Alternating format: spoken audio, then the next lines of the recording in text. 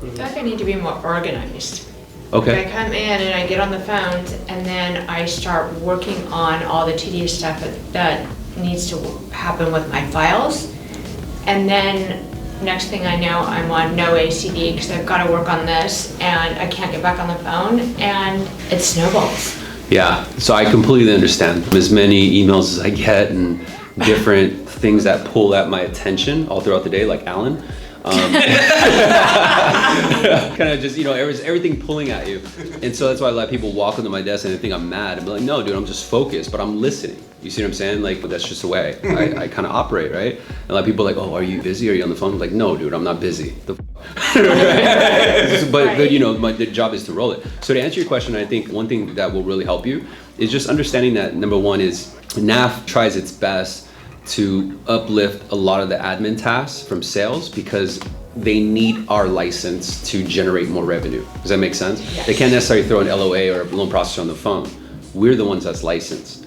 And so with that being said, NAF has all these little kind of departments, right? So everything from, let's say, suspensions or what have you, there's a support system in place. So there's a PA that can assist you, there's Randy that can assist you. Even if it's a loan processor hitting you up with these documents, there's ways to handle it, but you have to take a step back and identify the priority of it, right?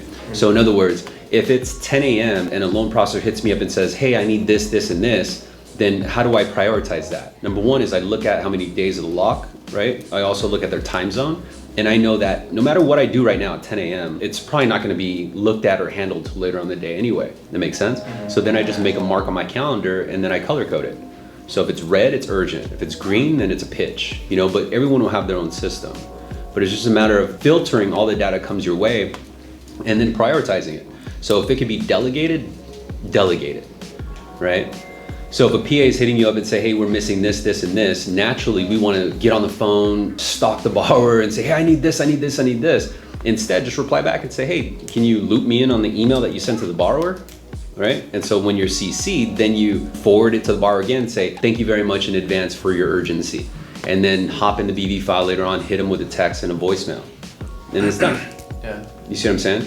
But it's not pulling you away from the most valuable time, which is the call block.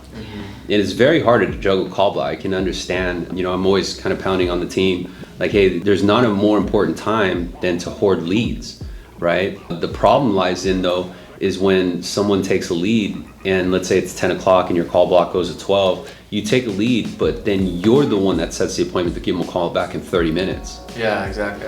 It makes no sense because now you have to pull yourself off and then structure that deal. Not only that, but in 30 minutes, probably the other decision maker isn't even present, right? And not only that, but that person's probably in their cubicle just like we are with all kinds of distractions and they're in a rush. So there's no point in action, but sometimes how we justify it is we said, we got to get out of this way because I got 9 other things to do after this call block. Make sense? Yeah. So it's really just prioritizing and just understanding the resources of support that you have